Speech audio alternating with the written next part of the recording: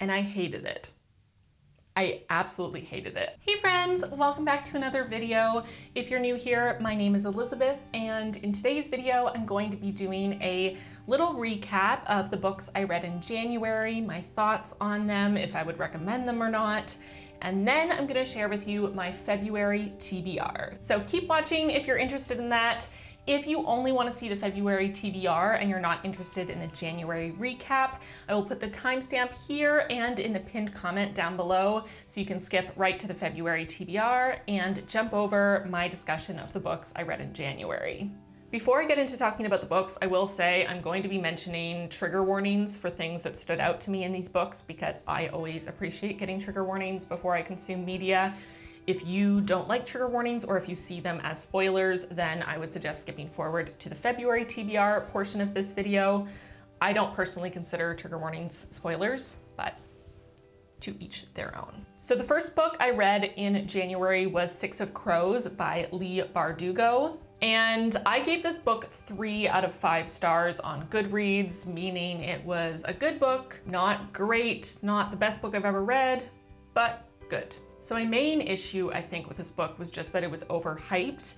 I feel like everyone I saw talk about it on YouTube talked about it like it was the best book they'd ever read. It was their favorite book series. And I just didn't feel like the book lived up to the hype. It was a good book. I found it interesting.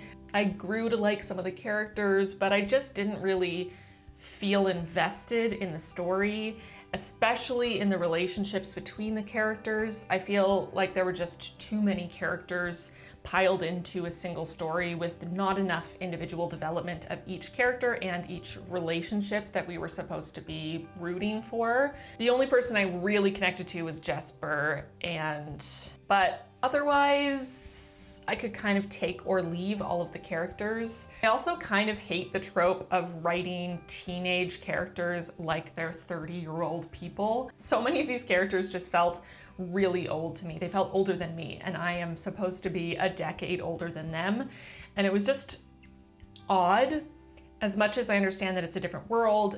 And obviously, depending on what your life's experience has been, you can mature more quickly or have a different outlook on life, of course, and people are different, but it just didn't feel realistic that characters of this age would be talking and acting in this way. So I've heard that the sequel is really good. I've also heard that this series is better if you've read some of the other books within the same world by the author. And as I said in my Goodreads review, I'm not sure if I'm going to read any of those books or not. I'm sort of going back and forth on whether I feel it's worth my time to commit to read these other books, because I just feel like the first book in a series should be a standalone, enjoyable book without having to read the sequel or having to read other books from the same world to be able to understand what's going on and be connected. It should be complete enough that I can enjoy it as its own book. And I didn't really feel like that was the case. So my first book of the year, 6 of Crows, I gave 3 stars. It was a good book, I enjoyed it, but nothing extraordinary. The next book I read in January is by far my least favorite book I've read in a very long time. And this might be polarizing, I don't know. Obviously this book is relatively popular. It has an average rating of 4.35 on Goodreads somehow. The next book I read in January was Verity by Colleen Hoover, and I hated it. I absolutely hated it. I gave it 1 star because I had to give it something. There are lots of things that I had issues with that are more to do with the writing style, the character development, plot, things like that. The way the sex scenes were written also were very off-putting, and I think that was kind of the point during many of the sex scenes, but still it just felt like not how real people talk about sex or engage in sex in real life. And this is supposed to take place in real life. Just felt very stilted and odd.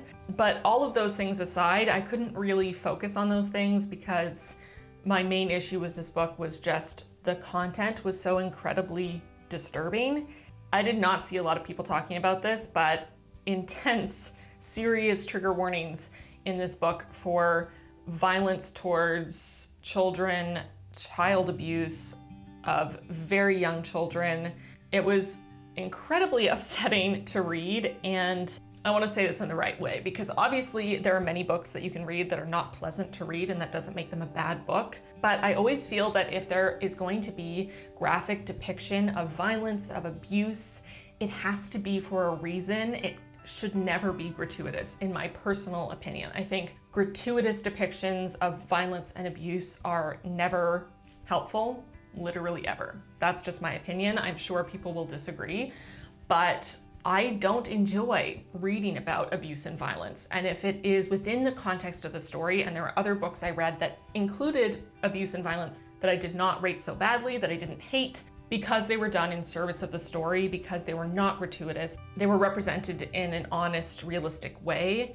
And I just felt that what was written about in the story had no purpose. I don't know what the message was in this book. I don't feel there was one. I felt like it was just incredibly upsetting. I had a panic attack after reading one of the scenes that included horrifying violence towards an infant, and I just can't condone that. I'm not okay with that. I wish I'd never read the book, and I don't understand how so many people were able to see it past it. That's just my take on it. Obviously, a lot of people liked it. I will put in the caveat that I don't typically read thrillers, but I do have a certain tolerance for depictions of abuse and violence, again, if they're in service of a greater purpose, in service of the story, and this just felt so unnecessary and so disgusting, and I hated it. So hopefully you don't hate me for my thoughts, because we all can have our own opinions on books, but that's just my thought. I would not recommend Verity to anyone. So after the horror that was Verity, I actually picked up a book outside of my January TBR because I just needed something super lighthearted and happier to read. And I felt like nothing on my list was really super happy per se. So I wandered away from my TBR list and I decided to read Red, White, and Royal Blue, which is a romance. I don't typically read romance, but I thought, hey, this book has great reviews. I've seen people talk about how heartwarming it is, that it's a nice LGBTQ plus romance. And I just thought, you know what?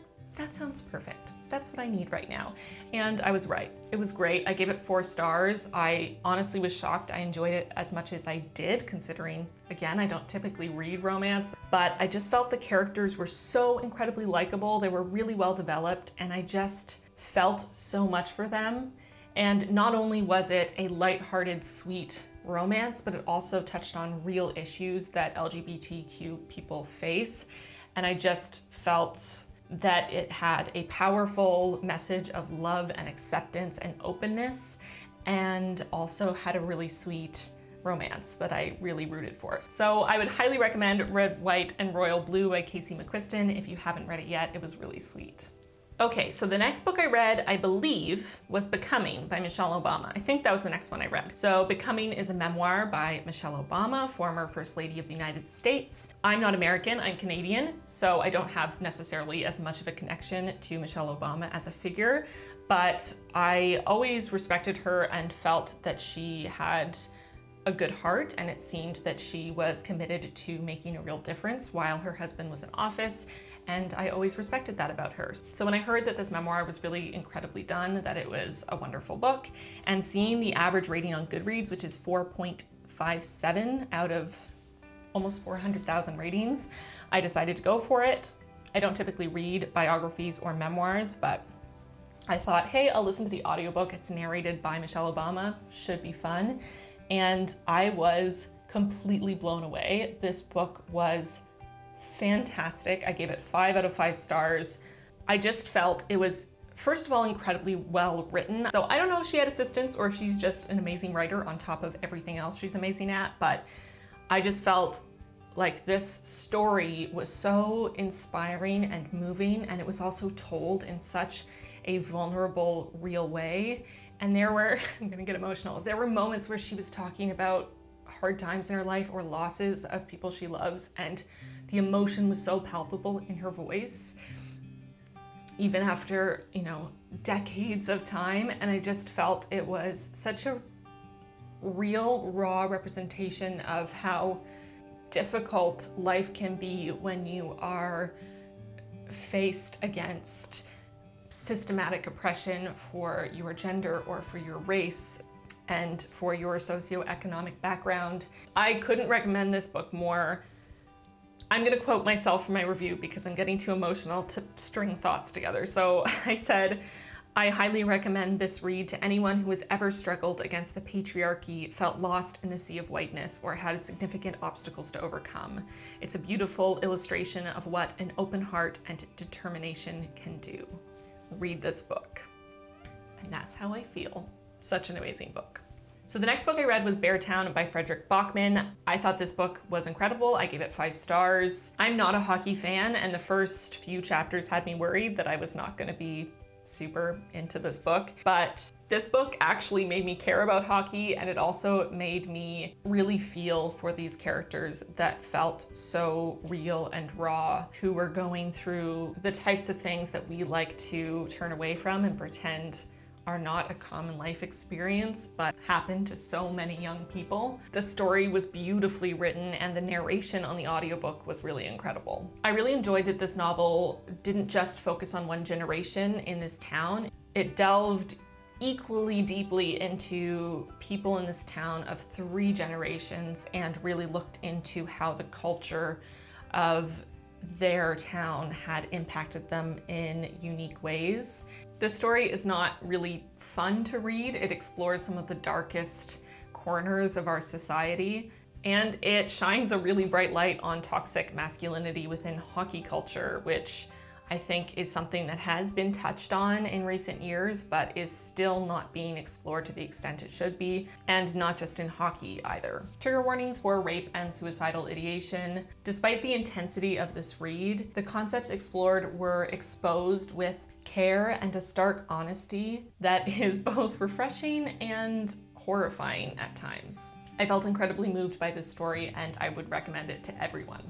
I will definitely be reading more Bachman this year for sure. Next, I read Recursion by Blake Crouch. This is the first Blake Crouch novel I've read. I was really pleasantly surprised by this. I hoped I would like it, but I wasn't really sure. I give it 5 out of 5 stars. I found it incredibly fascinating. I was riveted. I went through it really fast. I loved the concept of this story, and I loved that it raised about 1 million ethical questions that were keeping me up at night, just going through what the repercussions were of what they were doing and how that relates to just technological advances in general. Where is the line? How far can you intervene before you start to be causing even more harm than good? There's so many interesting themes within this story to do with technology, as well as looking into memory and how it builds who we are as people, and how much our memory plays within our consciousness and our identity. And I just felt the whole thing was really well done. It was really fascinating, and I'm really glad I read it. Trigger warning for suicide and some graphic depictions of violence or gore. I would say that it is not gratuitous and is in service of the story, but I do want to warn you that that content is in this novel. I definitely plan on reading this again in a few years once all of the details have faded into a dead memory. Next, I read The Great Gatsby by F. Scott Fitzgerald. Yes, I know, I had not read The Great Gatsby. I have read the first few chapters about 5 or 6 times throughout the years, and I always just put it down without finishing it. But this time, I put it on an audiobook, and I made myself get through the first few chapters, and I finished it. And honestly, it got way better. I gave it 4 out of 5 stars. I can understand why it's a classic. It is incredibly written. It's a quick read. The prose is beautiful. Every single character is unlikable, which normally would completely turn me off a book, and is probably why I wasn't able to get into it in the past. But they're not meant to be likable. And once I got past the hump of just thinking, why do I care about these characters at all? I started to see what F. Scott Fitzgerald was trying to do. The only mildly likable character is the narrator, who acts as our proxy, our conduit into this extraordinary, unfamiliar world. And the whole novel reads as a commentary and a criticism of extreme wealth, capitalism, the upper class, and the American dream. I'm still mulling this one over, and I'm sure I'll continue to pull new meanings from it the longer I think about it. I would love to read it again with even more of a fine-tooth comb, and probably just write an essay on what I feel it's saying, just for my own enjoyment, because That's the kind of person I am. I miss writing essays, okay? What can I say? Hi, I filmed this whole video and realized afterwards that my camera stopped recording about halfway through. So here I am back to finish the video. The lighting has changed. It's later in the day. I went out for lunch. We're making it work. So the next book I read in January was Dig by A.S. King. So I would say for the first 80% of this book, I was very confused and lost. I thought about DNFing this book. The first and major portion of the book is written in 7 separate POVs, and none of them have real names, and there's a lot of surrealism thrown in, and it's just very hard to follow. I have a feeling that it maybe would have been easier to follow if I had been reading it instead of listening to the audiobook, but alas, I was listening to the audiobook. The first 80% I wasn't sure about, but the last few chapters really did tie everything together in a bow, even if that bow happened to be sort of bleak and uncomfortable. I ended up giving this book 4 stars out of 5. Even though this book wasn't actually fun to read, it was real. And I really wanted to reach out and protect all of the main characters in this story, all of these teenagers who were going through some real shit and didn't really have that parental figure in a healthy way to care for them. As much as I knew that they were fictional, I just really felt a lot of motherly feelings towards these kids and really felt awful for them and their experience. There are lots of trigger warnings for this book, so domestic abuse, sexual assault, drug use, abandonment, and murder. This was a hard book to read, and I would be hard-pressed to say I enjoyed it, but it will stay with me for a long time, and I would recommend it. And the last book of January, I'm actually technically not finished. I'm super close. I have, I think, 70 pages left, so close to the end, but I had to film this video when I had the chance. So I'm almost done. This is Pope Joan, and this is a book I'm rereading that I read back in the day when I was in high school, I think. And I'm really enjoying it so far. Some of it is coming back to me, but I obviously can't give you a rating and a little mini review yet because I'm not done, but future me will pop in here now and tell you my thoughts on Pope Joan. Hi, hello. It is future Elizabeth here to tell you my thoughts on Pope Joan now that I've finished it. I decided to give it 5 stars. It definitely held up over the 15 years or so since the last time I read it. This book is awe-inspiring for me and really engenders a sense of respect for this historical figure who was all but wiped out of history due to the misogyny of the Catholic Church. This book is really, at its core, a feminist manifesto taking place in the Middle Ages within a world dominated by men and extremist religion, and it's incredibly fascinating while at the same time being heartbreaking to read. Joan hid her true identity, as many women have throughout the centuries, in order to obtain for herself the education she felt compelled to earn, to claim a degree of freedom and respect that would have never been afforded to a woman in her time, even a woman as intelligent and learned as she.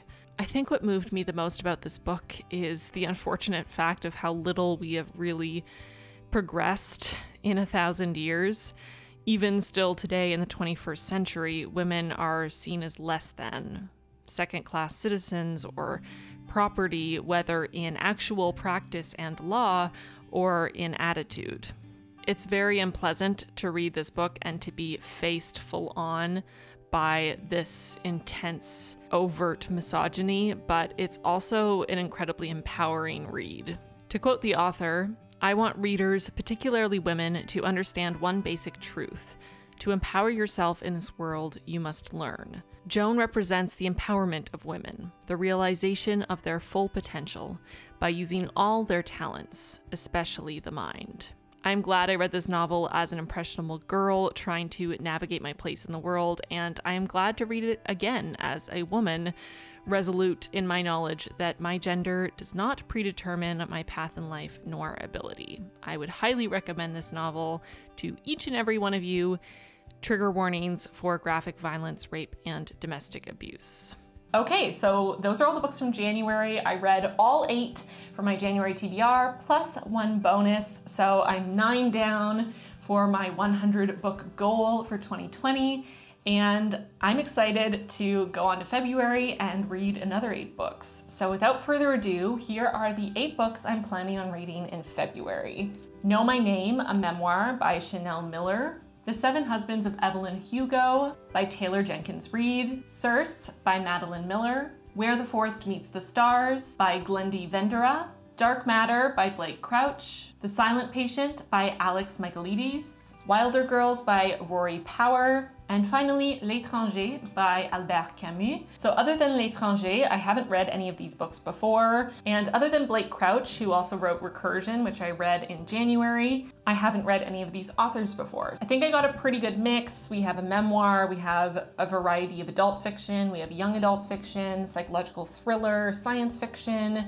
So I'm really excited for February's books. Hopefully I did just as good a job picking books this month as last month. I feel like January was pretty much a slam dunk, except for Verity, which we're just pretending didn't happen. But all of the books I read other than Verity had a 3-star and up, and I actually had quite a few 5-star reads, which I wasn't expecting. Hopefully I love a bunch of these books and can recommend them to you at the end of February. Of course, I would love to know in the comments down below if you've read any of these books, whether they're the January books I read or the February books I'm planning on reading. I would also love to know if you have any recommendations for me, books that you think I would enjoy based on how I felt about the books I read in January. And if you want to follow me on Goodreads, you can go ahead. I have been rating and reviewing the books as I finish them throughout the month, so you can get a bit of a sneak peek on my thoughts on the books if you follow me there. So links are in the description box down below. So yeah, that's it. My little recap for January and my plan for February. I'm so glad that so many of you have been enjoying this little addition to my channel and enjoying the book content. I'm really feeling invigorated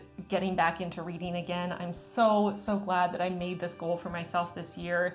And I'm really excited to keep diving into a variety of fictional worlds throughout the year, as well as learning about people that I respect and admire through biographies and memoirs. And I'm just excited to take you on this journey with me. So thank you so much for watching this video, and I will see you very soon in my next one.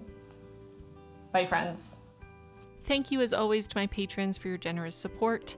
Extra special thanks to our newest patrons, Christine, Casey, Regina, Sandra, Marie, Kim Perfect Plans, Sarah, Annette, Sierra, Ida, Frankie, Stephanie, Monique, Sandra, and Not a Diet. Welcome to the squad. I'm so excited to have you. If you at home want to join the squad, check out the link in the card or in the description box down below. And if you're looking for something else to watch, I recommend you check out this video or this video.